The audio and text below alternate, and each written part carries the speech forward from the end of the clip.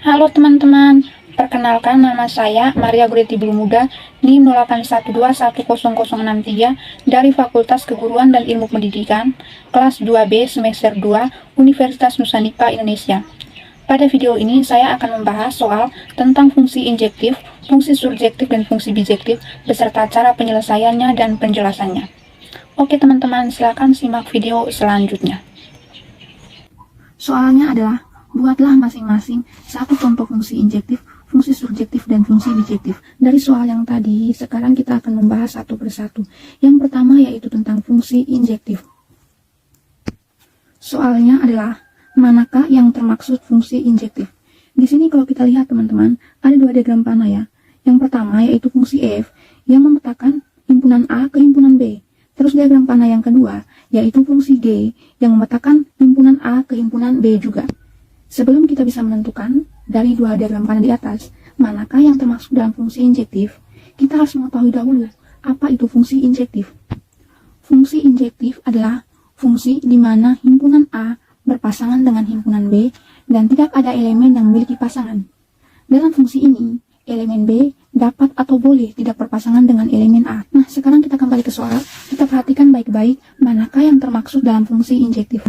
Kita lihat pada fungsi yang pertama yaitu fungsi F. Fungsi F di sini, himpunan A berpasangan dengan himpunan B. Kemudian di sini pada anggota himpunan A terdapat 4 anggota ya teman-teman. Kemudian pada himpunan B terdapat 5 anggota. Titik 1 berpasangan dengan titik A, titik 2 berpasangan dengan titik B, titik 3 berpasangan dengan titik D, titik 4 berpasangan dengan titik C, dan titik E tidak memiliki pasangan. Berarti di sini fungsi F itu termasuk dalam fungsi injektif ya. Karena fungsi injektif itu di mana himpunan A wajib memiliki pasangan pada himpunan B. Sedangkan pada elemen pada himpunan B boleh tidak ada yang memiliki pasangan. Di sini ada elemen yang tidak memiliki pasangan yaitu pada elemen titik E. Maka fungsi F ini termasuk dalam fungsi injektif. Kita lihat yang kedua yaitu fungsi G. Pada fungsi G ini himpunan A berpasangan dengan himpunan B.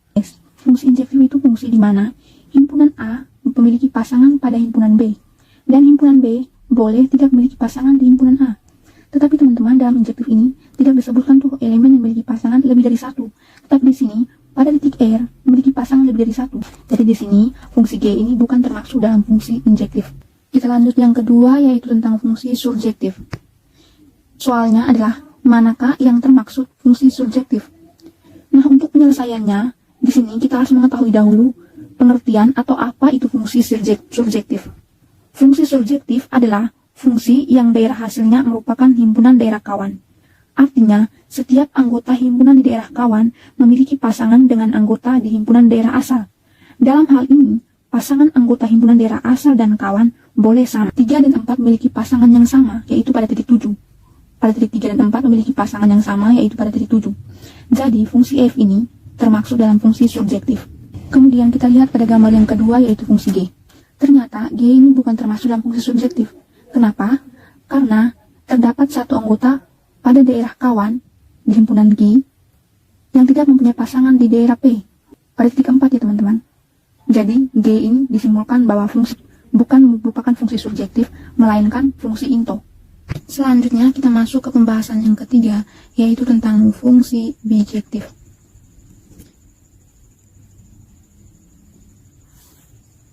Soalnya adalah, manakah yang termaksud dari fungsi bijektif? Fungsi bijektif adalah fungsi yang setiap anggota di daerah asal hanya memiliki tepat satu pasangan dengan daerah kawan. Begitupun sebaliknya, setiap anggota himpunan daerah kawan hanya memiliki satu pasangan saja dengan daerah asal. Sekarang kita kembali ke soal. Pertama, kita lihat pada diagram pertama ini. Apakah fungsi F ini termaksud fungsi bijektif? Jawabannya ya. Karena setiap anggota pada himpunan A memiliki tepat satu pasangan pada himpunan B. Begitupun juga sebaliknya, setiap anggota pada himpunan B memiliki tepat satu pasangan pada anggota di himpunan A. Terus kita lihat ke diagram panah yang kedua, yaitu fungsi G yang memetakan himpunan A ke himpunan B. Teman-teman, apakah diagram panah yang kedua ini termasuk fungsi bijektif? Jawabannya bukan ya, bukan termasuk dalam fungsi bijektif. Karena di sini kita lihat pada anggota himpunan B, titik 4 ini mempunyai pasangan lebih dari satu, yaitu pada titik 1, titik 2, dan titik 3. Jadi fungsi G ini bukan termasuk dalam fungsi bijektif. karena yaitu tidak termasuk atau tidak masuk dalam kriteria fungsi bijektif. Jadi fungsi G ini bukan termasuk fungsi bijektif. Nah, jadi itu jawabannya teman-teman. Pada fungsi injektif, yang termasuk dalam fungsi injektif itu adalah pada fungsi F ya. Fungsi F ini termasuk dalam fungsi injektif. Kemudian pada fungsi G ini bukan termasuk fungsi injektif. Lalu yang kedua, fungsi surjektif. Yang termasuk dalam fungsi surjektif itu adalah pada fungsi F ya. Fungsi F ini termasuk dalam fungsi surjektif. Kemudian pada fungsi G ini bukan termasuk fungsi surjektif.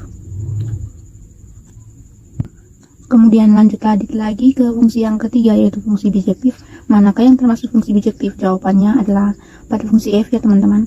Fungsi F ini termasuk fungsi bijektif.